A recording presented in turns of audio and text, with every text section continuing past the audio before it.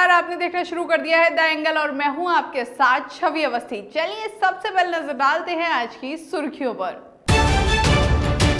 CBSE ICSE board की 10वीं और 12वीं की परीक्षाएं हुई रद्द। सीबीएसई 12वीं के छात्रों को देगा बाद में परीक्षा देने का विकल्प।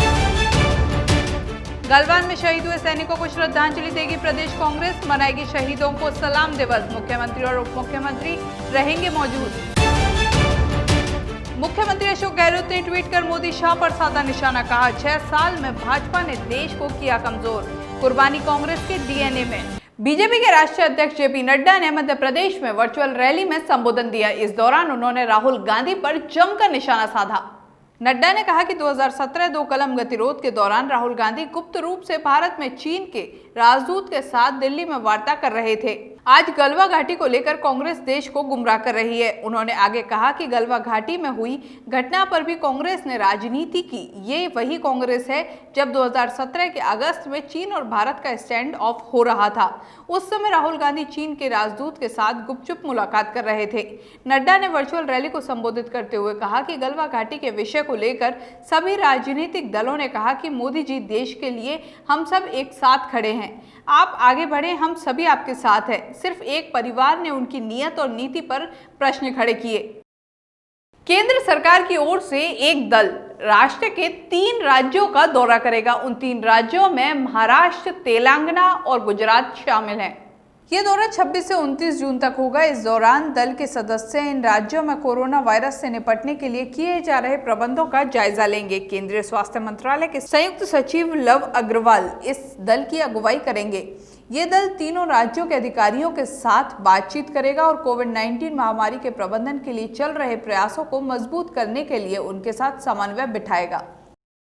सालों पहले देश में लगे आपातकाल की आज बरसी है। इस मौके पर राजस्थान के मुख्यमंत्री अशोक गहलोत ने प्रधानमंत्री नरेंद्र मोदी और अमित शाह पर निशाना साधा। इस दौरान मुख्यमंत्री अशोक गहलोत ने लगातार 7 ट्वीट किए।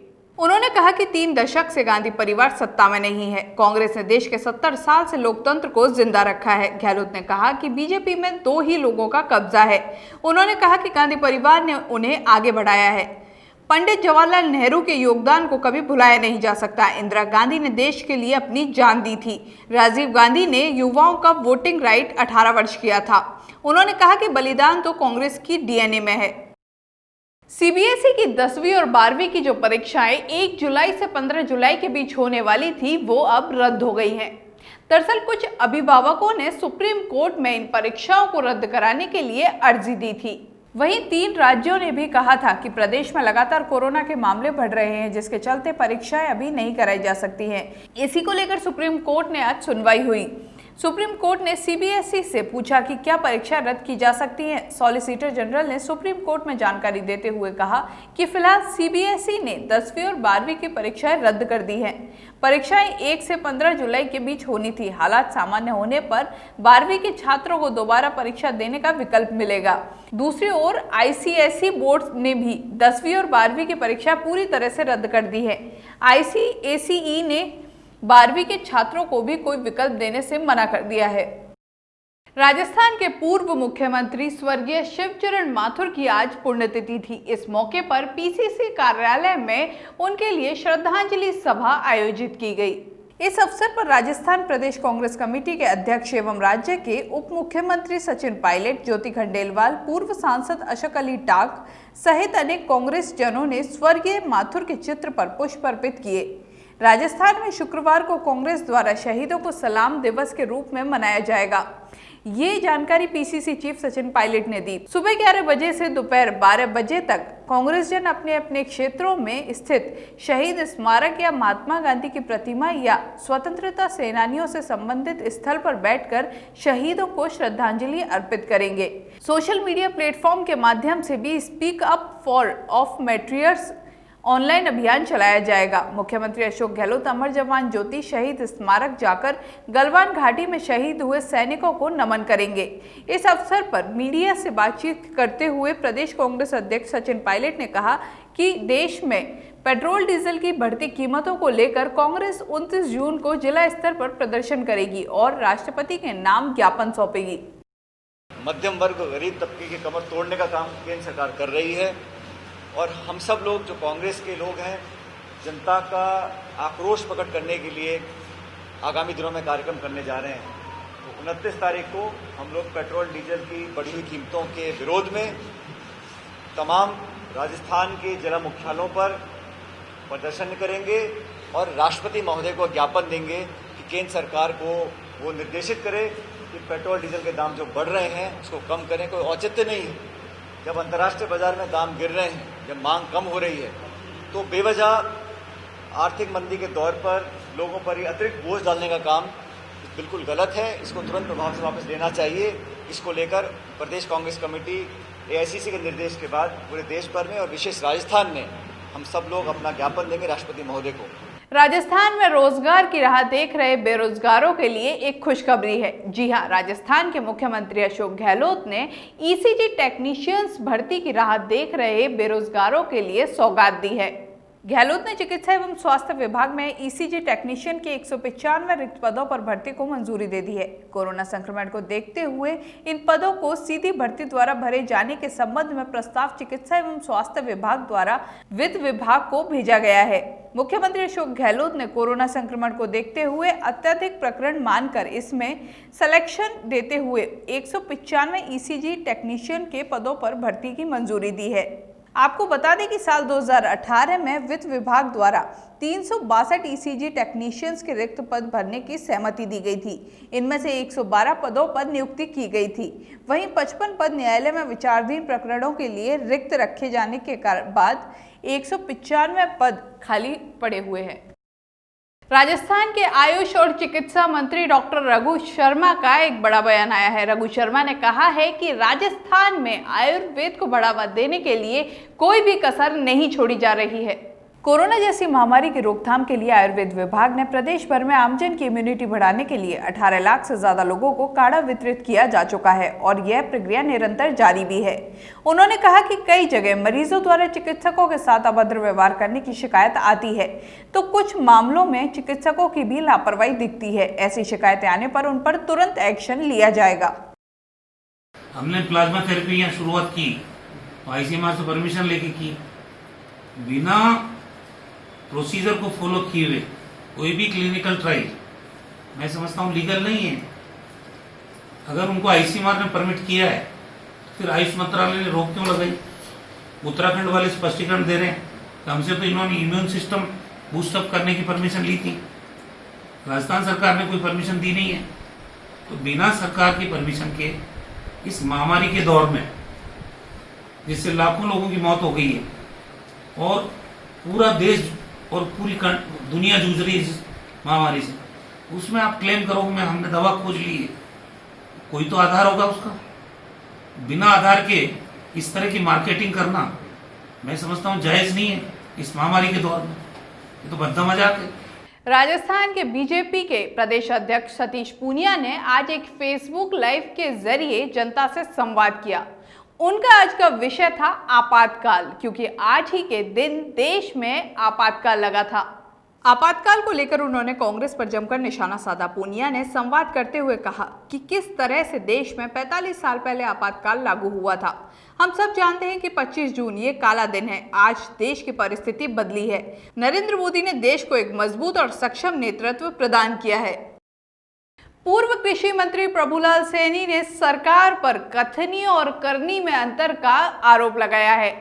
पूर्व कृषि मंत्री सैनी ने कहा है कि सरकार कहती कुछ और है और करती कुछ और है। साथ ही कहा है कि सरकार किसानों के लिए बिल्कुल भी हितैषी नहीं है।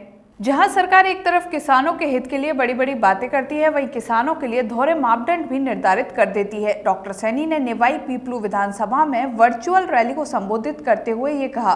पूर्व कृषि मंत्री ने कहा कि राजस्थान सरकार फल सब्जी मंडियों में दोहरे फैसले अपना रही है, जिससे आम किसान को बहुत ज्यादा परेशानी का सामना करना पड़ रहा है। एक तरफ राज्य सरकार मंडी समितियों के यूजर चार्ज को समाप्त करके मंडी शुल्क से मुक्त किया था, वहीं दूसरी तरफ किसान कल्याण शुल्क के नाम से हर सब्जी मंडियों से 2% वसूल किए जा रहे हैं।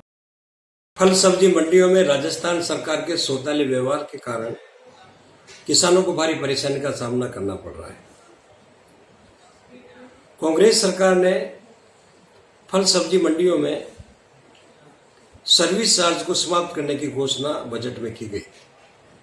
और इसी के आधार पर पूरे राजस्थान में 8 मुख्य मंडियां और 33 गौण मंडियों में मंडी शुल्क के रूप में सर्विस चार्ज जो लिया जा रहा था उसको समाप्त किया गया है। अभी हाल ही में राज्य सरकार के द्वारा किसान कल्याण शुल्क के नाम से 2% राशि वसूली के आदेश जारी हुए हैं और इसके चलते आज भी फल सब्जी मंडियों में, जिनमें खासतौर से जयपुर, जोधपुर, बीकानेर, अजमेर और उदयपुर सहित संभाग की 6 मंडियां जो मुख्य मंडियां हैं, इसके अलावा 2 और मुख्य मंडियां श्री गंगानगर और चोमू, इन मंडियों में आज भी किसानों से 2% किसान कल्याण शुल्क के नाम से वसूला जा रहा है। लैब टेक्नीशियन भर्ती का इंतजार कर रहे अभ्यर्थियों के लिए एक अच्छी खबर है। राजस्थान हाई कोर्ट ने लैब टेक्नीशियन भर्ती के तहत ऑफलाइन फॉर्म को मंजूरी दे दी है। मामले में प्रमुख चिकित्सा सचिव, अतिरिक्त निदेशक प्रशासन और राजस्थान स्टाफ सिलेक्शन बोर्ड समेत अन्य 2 सप्ताह में जवाब मांगा है। अवकाशकालीन जस्टिस अभय चतुर्वेदी ने यह अंतरिम निर्देश राजूलाल सेन और अन्य की याचिका पर दिया है। अधिवक्ता महेंद्र शर्मा ने बताया कि राज्य सरकार ने लैब टेक्नीशियन भर्ती 2020 के लिए 12 जून को विज्ञापन जारी कर 2 जुलाई तक आवेदन मांगे हैं। प्रार्थी लैब टेक्नीशियन की प्रथम और अंतिम वर्ष की परीक्षा पास कर चुके हैं और उनके केवल अंतिम वर्ष के प्रैक्टिकल ही बाकी है, लेकिन उनके ऑफलाइन आवेदनों को स्वीकार नहीं किया जा रहा है। इसलिए उनके आवेदनों को स्वीकार करवाकर उन्हें भर्ती प्रक्रिया में शामिल करवाया जाए। इस पर अदालत ने प्रार्थियों के आवेदन ऑफलाइन मंजूर करने और उन्हें अस्थायी तौर पर भर्ती प्रक्रिया में शामिल करने का निर्देश दिया है। साथ ही कहा है कि उनका परिणाम अदालत की अनुमति के बिना घोषित नहीं किया जाएगा। राजस्थान पुलिस ने प्रदेश में जनता से विभिन्न धाराओं में 2 करोड़ से ज्यादा का जुर्माना वसूला है। महानिदेशक पुलिस अपराध BL सोनी ने बताया कि निषेधाज्ञा तथा क्वारंटाइन मापदंडों का उल्लंघन करने पर 3,450 FIR दर्ज कर अब तक करीब 7,135 व्यक्तियों को गिरफ्तार किया गया है। निषेधाज्ञा व MV एक्ट के तहत चालान कर 5.25 लाख वाहनों का चालान एवं 1,45,000 वाहनों को जब्त किया गया है एवं करीब 9 करोड़ रुपए से अधिक वसूला जा चुका है। सोनी ने कहा कि प्रदेश में 20,000 से अधिक लोगों को CRPC के प्रावधानों के तहत शांति भंग के आरोप में गिरफ्तार किया गया है। राजस्थान महामारी अध्यादेश 12-13 मई से जब से लागू हुआ है, तब से राजस्थान में 1,36,000 से अधिक लोगों का विभिन्न धाराओं में चालान किया गया है, जिनसे कि 2 करोड़ और 35 लाख का जुर्माना वसूल किया गया है। मुख्य रूप से 66,000 से अधिक लोग ऐसे हैं जिन्होंने मास्क नहीं लगा रखा था। 7,000 से अधिक लोग ऐसे दुकानदार हैं जिन्होंने कि मास्क नहीं लगाए हुए लोगों को अपना सामान बेचा और करीब 63,000 लोग ऐसे हैं जिन्होंने कि सोशल डिस्टेंसिंग के नॉर्म को फॉलो नहीं किया। पब्लिक प्लेस पे थूकना, पब्लिक प्लेस पे शराब का सेवन करना, पब्लिक प्लेस पे गुटखा और तंबाकू उत्पाद का प्रयोग करके थूकना, इनके खिलाफ भी कार्रवाई की गई है। इसके अलावा जब से रेस्ट्रिक्शंस लागू हुए हैं 22 मार्च से, तब से अब तक कुल 3,450 मुकदमे दर्ज किए गए हैं 7,135 लोगों के खिलाफ। सोशल मीडिया दुरुपयोग के 216 मुकदमे दर्ज किए गए हैं अब तक 298 लोगों के खिलाफ, और अब इसमें काफी कमी आई है, लोग समझने लगे हैं और इसके दुरुपयोग थोड़ा कम हुआ है। इस बुलेटिन में बस इतना ही। अगर आपको हमारा वीडियो पसंद आया तो हमारे चैनल को सब्सक्राइब करना ना भूलें। नमस्कार।